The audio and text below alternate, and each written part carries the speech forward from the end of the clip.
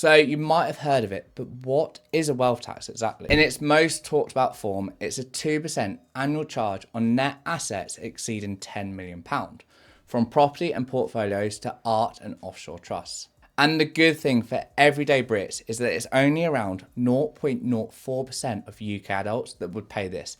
Yet estimates suggest that such a levy could raise around £24 billion per year. There are a few variations of this being suggested though, such as lower thresholds, tiered rates, exemptions for private homes below set values, business assets, or pension funds. It is also becoming an extremely powerful movement and topic right now. Kudos to Gary's Economics and Tax Justice UK for spreading the message so eloquently throughout the UK. It's simple in theory, target only the fortunes that have grown disproportionately to salaried income. But unfortunately, theory rarely survives the politics and mechanics of real-world tax policy, especially with the influence and the tricks up the sleeve that the wealthy are often able to deploy. Hence, the review doesn't end here and we need to dive into this further.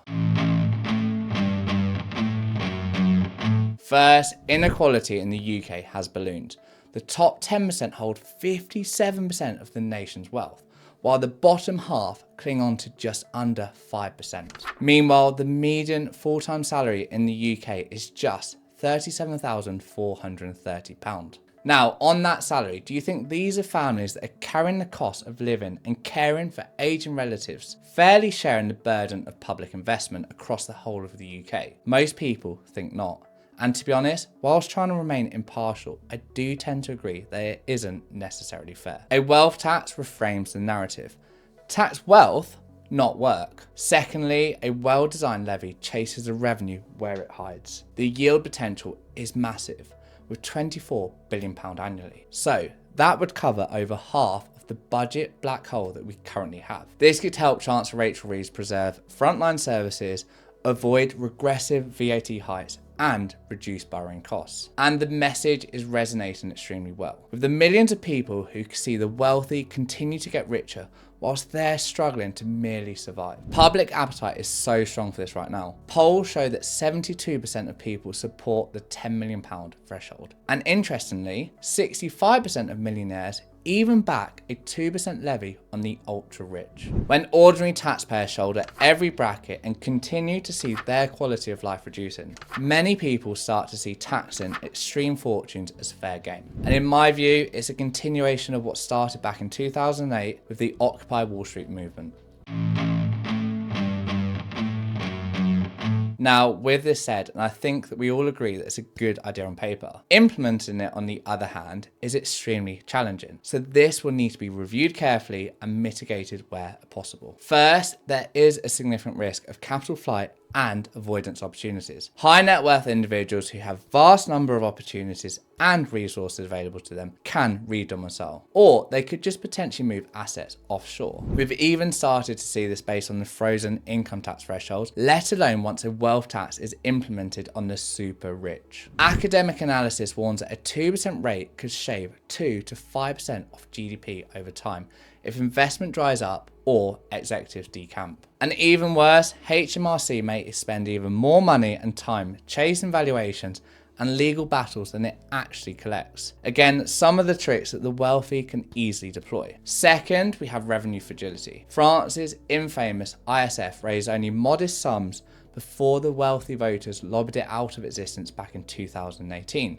Citing rampant avoidance and depressed property markets. So we'd have to be really careful of this so the UK doesn't repeat that history, as the estimates previously shared assume full compliance and smooth appraisals. Third, and this is something that is quite common in high value and unique assets, is that we may have a liquidity mismatch. Imagine inheritors owning artwork, land, or private equity stakes. A 2% levy on a £15 million holding demands £300,000 in cash, forcing distressed sales or refinancing, which could trigger fire sale discounts and depress asset classes. And this is before you even begin entering into negotiations and arguments about what things are actually worth. Therefore, compliance costs may eclipse 10% of gross revenue unless exemptions and deferrals are meticulously crafted. That's quite tricky. Let's keep diving into this further. Now, looking across the pond, there are some lessons and signs of positivity that we could learn from Europe. As we touched upon, France introduced its ISF in 1988, but repealed it in 2018 after revenues plunged and wealthy individuals fled. However, their 2020 real estate wealth variant has raised modest funds, but it does still underdeliver on ambition. Norway, on the other hand, seems to be doing okay. They levy a 0.85% national rate plus municipal top-ups, yielding around 1% of GDP globally. They do this with strict residency rules and smaller exemptions, which is allowing them to mitigate people moving abroad and thus producing stable revenue and muted economic drag. And finally, we have Switzerland. They let their canton set rates between 0.1 and 0.8%. Their competition keeps rates low, but wealth tax generates around 0.7% of their GDP without scaring the business-friendly Alpine economy. Therefore, slightly positive signs. And the OECD does find that wealth taxes can sustain modest yields, around 0.5% of GDP, when paired with robust valuations, internal data sharing, and clear communication on thresholds. So this could be an option. Now, as we all know too well in the UK from similar initiatives, a UK wealth tax won't necessarily spring from a formula. It will be forged in the furnaces of fierce politics. Chancellor Reeves must honour Labour's manifesto promise to not raise taxes on working people, yet also plug the deficit. A wealth tax, if pitched right, targets only the ultra-rich, preserving core pledges and potentially gaining her political kudos. Still, implementation demands HMRC recruit hundreds of valuers, overhaul digital systems and issue detailed guidance on art, yachts and trusts. Annual re-evaluations require uniform appraisal rules and dispute resolution mechanisms. Else, valuations become a legal battleground. If not, compliance fees both from government and taxpayers could consume around 15% of gross revenue, again eroding net gains. So this is all quite complex and difficult stuff. But what do you expect when you're going after the super rich?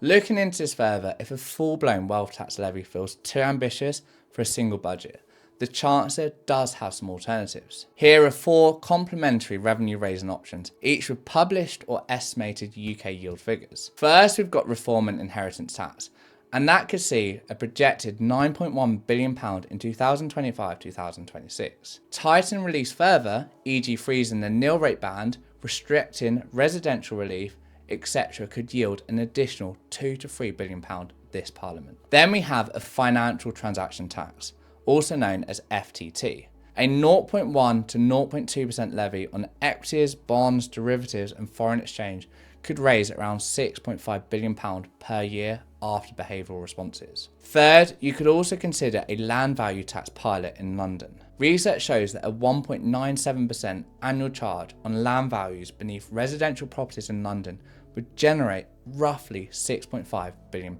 Finally, we could also have a property-only surtax.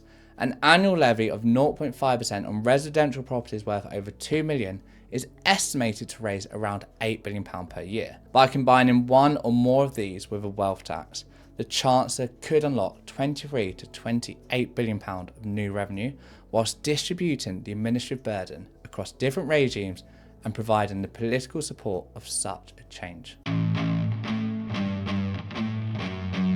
The crisis is forcing the UK to make bold decisions. If we do nothing, the £41 billion deficit forces us to cut public spending, hike VAT or borrow more, where regressive tax hikes hit the squeezed middle even harder. On the other hand, if we act boldly, a well-crafted wealth tax can shore up funding for health, education and green investments. It also signals that extreme fortunes bear responsibility for society's upkeep.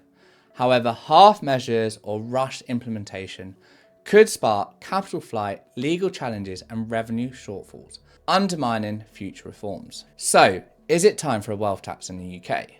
Could a phased, targeted approach rescue public services without triggering an exodus of entrepreneurs? So, do you agree or disagree? Please let me know in the comment sections. I'd love to get a debate started on this. And please also feel free to share this video with your friends that might find it interesting. And now finally, if anyone has any use for a pointy green hat, shout me out in the comment section and I'll get it posted to you. Ta-ra.